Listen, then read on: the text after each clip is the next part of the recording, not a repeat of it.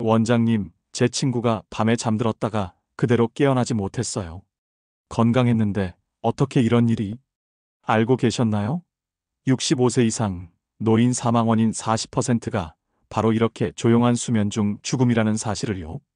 더 충격적인 건 당신도 지금 그 위험에 노출되어 있다는 겁니다. 그럼 저도 오늘 밤 자다가 네, 하지만 이 영상에서 알려드릴 4가지만 바꾸면 당신은 살아남을 수 있습니다. 영상 시작하기 전에 좋아요와 구독 버튼을 눌러주세요. 이 정보가 당신의 생명을 구할 수도 있습니다. 전날 저녁까지 손주들과 전화통화하며 웃고 있던 74세 김영호 씨는 40년간 건강검진에서 이상 소견 없이 또래보다 건강하시네요 라는 말만 들어온 그는 다음날 아침 영원히 깨어나지 못했습니다. 부검 결과는 수면 중 심정지. 그저 잠든 채로 떠난 겁니다. 이런 조용한 죽음이 65세 이상 노인의 죽음 중 무려 40% 차지한다는 점입니다.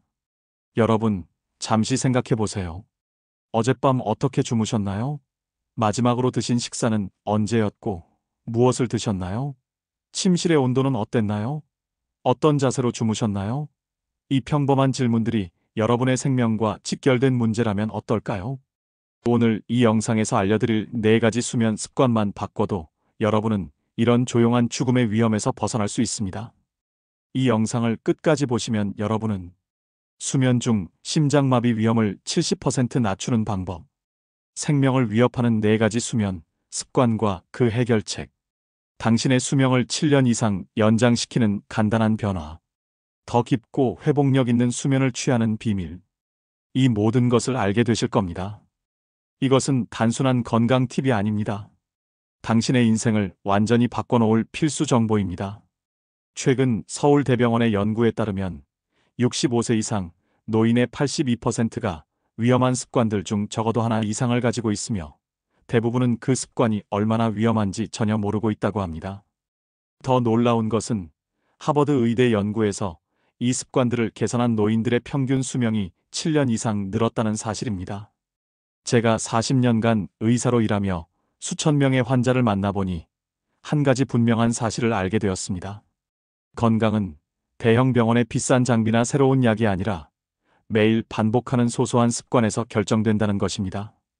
이 영상에서 공유하는 정보는 의학 교과서에도 없는 제가 평생 환자들을 치료하며 발견한 소중한 노하우입니다. 오늘 밤 여러분이 이 정보 없이 잠자리에 드신다면 당신도 모르는 사이에 그 40% 안에 들어갈 위험이 있습니다. 나는 아직 건강하니까 괜찮아라고 생각하시나요? 김영호 씨도 그렇게 생각했습니다. 하지만 그의 가족들은 이제 매일 그를 그리워하며 살아갑니다. 단 하루 만에 모든 것이 바뀌었기 때문입니다. 나이가 들면 모든 것이 달라집니다. 20년 전에는 아무렇지 않던 습관들이 이제는 당신의 목숨을 위협할 수 있습니다. 특히 65세를 넘으면 우리 몸은 완전히 다른 방식으로 반응합니다. 젊었을 때는 밤샘 후에도 멀쩡했던 몸이 이제는 단 몇 시간의 수면 부족에도 심각한 영향을 받습니다. 65세 이상의 심장은 젊은 시절보다 30% 약해져 있고 혈관은 탄력을 잃어 파열 위험이 4배 높아지며 호흡기는 23% 더 쉽게 막힐 수 있습니다. 저는 아직 건강해요라고 말씀하시는 분들이 많습니다. 맞습니다. 여러분은 건강하십니다. 하지만 건강한 상태에서도 잘못된 수면 습관은 우리 몸에 조용히 피해를 주고 있습니다. 마치 천천히 새는 가스처럼요. 수면 중에는 이 모든 취약점이 극대화됩니다. 잠을 자는 동안 심장 박동이 느려지고 혈압이 낮아지며 호흡이 얕아져. 이때 나쁜 수면 습관은 이 변화를 더 극단적으로 만들어 치명적인 결과를 초래할 수 있습니다. 가장 충격적인 점은 이런 위험한 습관들이 대부분 우리가 아무 생각 없이 매일 하는 일상적 행동이라는 겁니다. 저녁 늦게 식사하기, 취침 전 물 마시기, 따뜻한 방에서 자기, 특정 자세로 누워있기. 이 평범한 행동들이 65세 이후에는 생명을 위협하는 요소가 될 수 있습니다. 지금부터 65세 이후 반드시 피해야 할 4가지 수면 습관을 하나씩 자세히 살펴보겠습니다. 이 정보는 당신의 인생을 바꿀 것입니다. 오늘 밤부터 당장 적용하면 더 깊은 수면, 더 건강한 심장, 그리고 더 오랜 삶을 선물받게 될 것입니다. 첫 번째 치명적 습관, 늦은 밤에 무거운 식사. 첫 번째 치명적 습관은 늦은 밤에 무거운 식사입니다. 저녁 늦게 먹으면 살찐다는 정도로만 알고 계신다면 훨씬 더 심각한 진실을 모르고 계신 겁니다. 수면 직전의 과식은 살이 찌는 것보다 훨씬 위험합니다.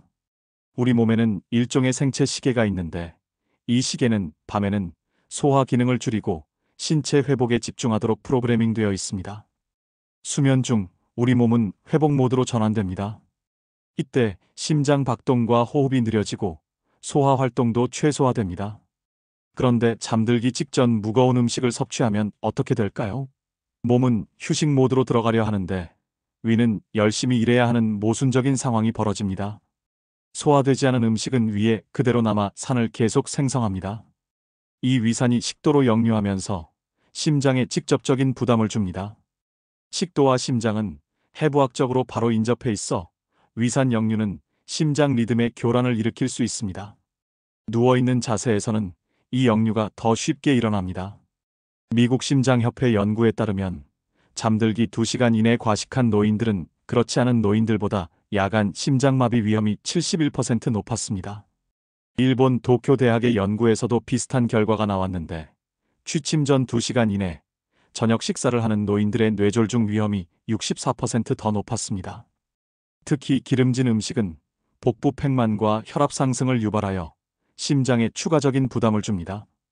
치킨, 피자, 튀김, 볶음 요리 등은 소화하는데 최대 5시간이 걸리기도 합니다. 그렇다면 잠자리에 들기 직전에 이런 음식을 드신다면 여러분의 몸은 밤새 소화에 에너지를 쏟느라 제대로 쉬지 못하게 됩니다. 제 환자 중 한 72세 김할아버지는 40년간 습관적으로 잠들기 직전 야식을 드셨습니다. 특히 즐겨 드시던 라면과 김치는 밤 11시쯤 드시고 바로 주무시곤 했죠. 그는 그냥 습관이었어. 젊었을 때부터 늘 그래 왔어요 라고 말씀하셨지만 3번의 심장마비와 1번의 뇌졸중 후에야 이 습관이 얼마나 위험한지 깨닫게 되셨습니다. 또 다른 환자인 71세 박 할머니는 밤에 자주 가슴이 타는 듯한 통증으로 깨어나곤 했습니다. 병원에서는 위식도 역류질환이라는 진단을 받았지만 약물 치료에도 증상이 나아지지 않았습니다. 저는 그분에게 저녁 식사 시간을 3시간 앞당기도록 권했고 놀랍게도 단 2주 만에 밤중 가슴 통증이 완전히 사라졌습니다. 6개월 후 검사에서는 역류성 식도염이 흔적도 찾아볼 수 없었습니다. 그렇다면 어떻게 하면 좋을까요? 가장 중요한 것은 잠자기 최소 3시간 전에 저녁 식사를 마무리하는 것입니다. 이렇게 하면 여러분이 잠들 때 위가 이미 대부분의 소화 작업을 끝낸 상태가 됩니다.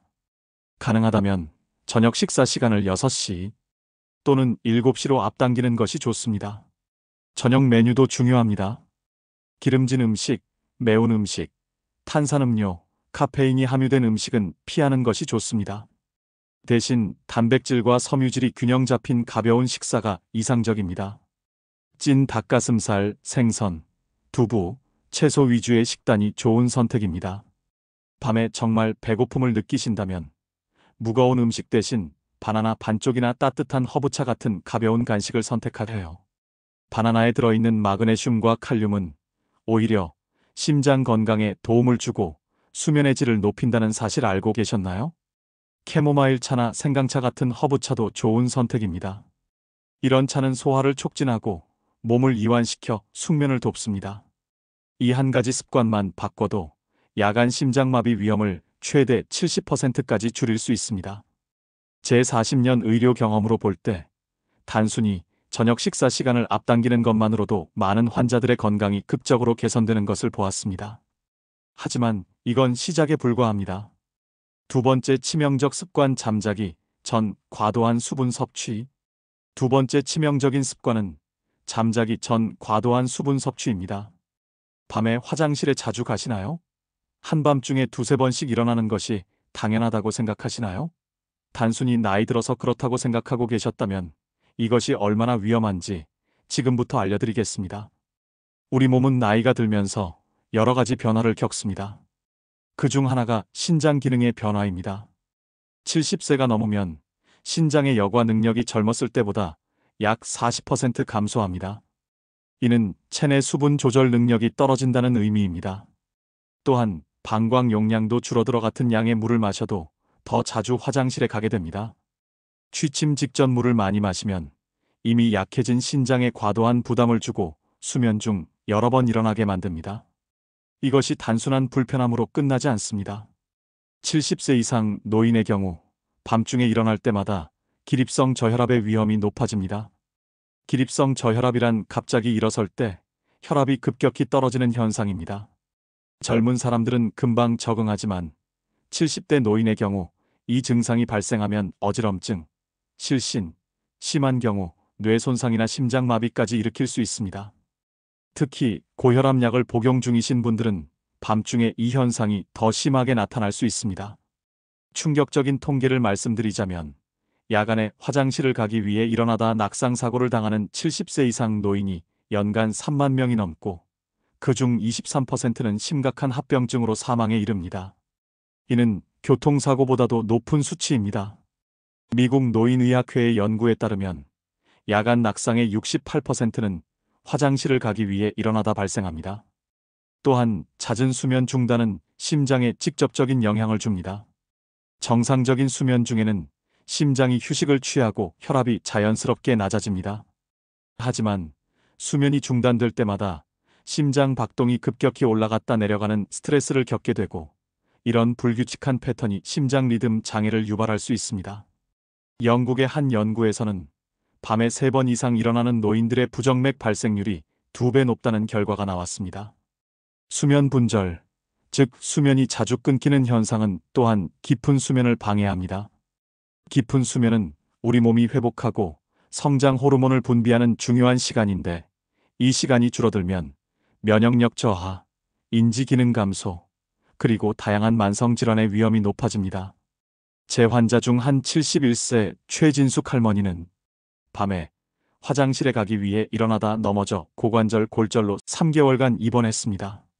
수술 후 재활 과정에서 폐렴까지 겹쳐 생명이 위험한 상황까지 갔었죠. 그녀는 매일 밤 잠들기 전 습관적으로 물 한 컵을 마셨는데 이 작은 습관이 그녀의 삶을 완전히 바꿔놓은 겁니다.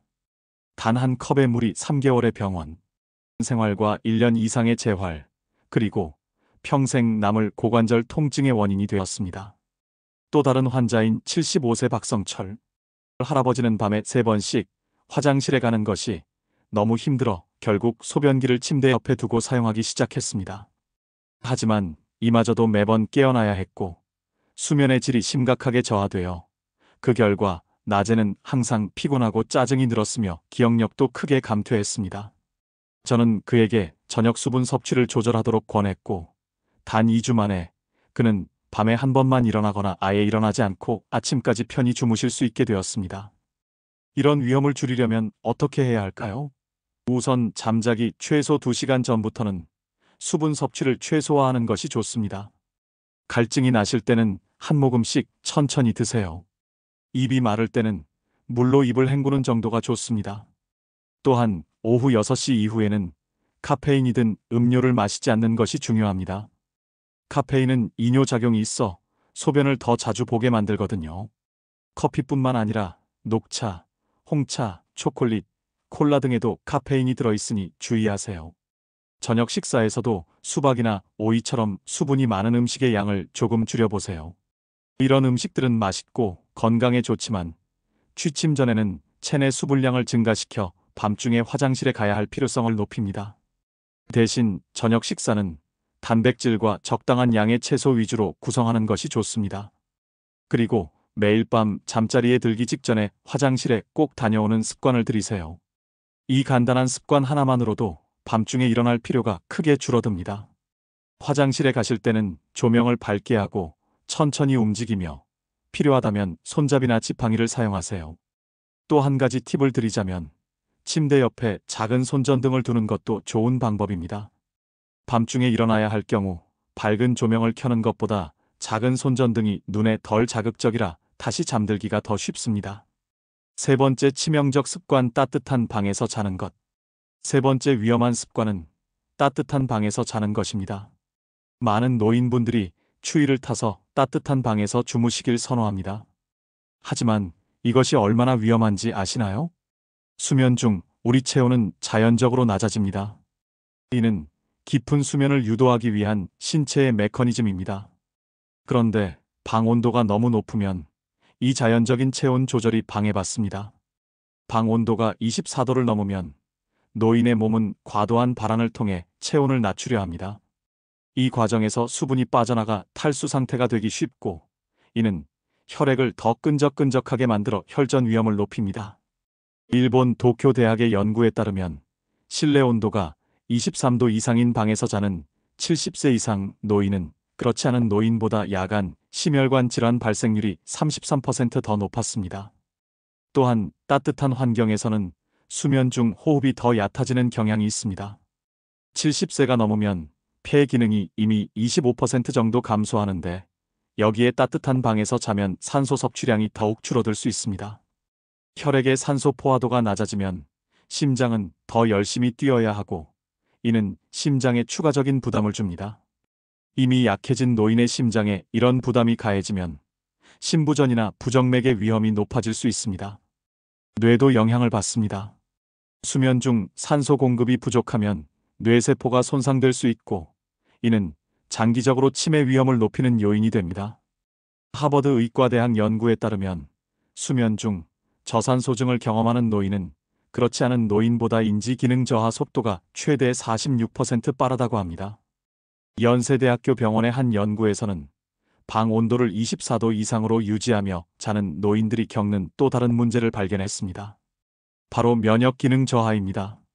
너무 따뜻한 환경에서 자면 체내 멜라토닌과 성장 호르몬 분비가 억제되는데, 이 두 호르몬은 면역 기능 유지와 세포 재생에 중요한 역할을 합니다. 제 환자 중 한 분인 73세 김철수 할아버지는 항상 방 온도를 26도로 맞추고 주무셨습니다. 평소 감기 한 번 걸리지 않던 분이 갑자기 잦은 감염으로 고생하기 시작했고, 혈압도 불안정해졌습니다. 저는 그분에게 방 온도를 19에서 20도로 낮추고 대신 이불을 한 겹 더 덮고 자도록 권했습니다. 처음에는 불편해하셨지만 일주일 후부터는 오히려 수면의 질이 좋아졌다고 느끼셨고, 한 달 후에는 혈압도 안정되었습니다. 이 영상이 도움이 되셨다면 지금 바로 구독 버튼과 좋아요를 눌러주세요.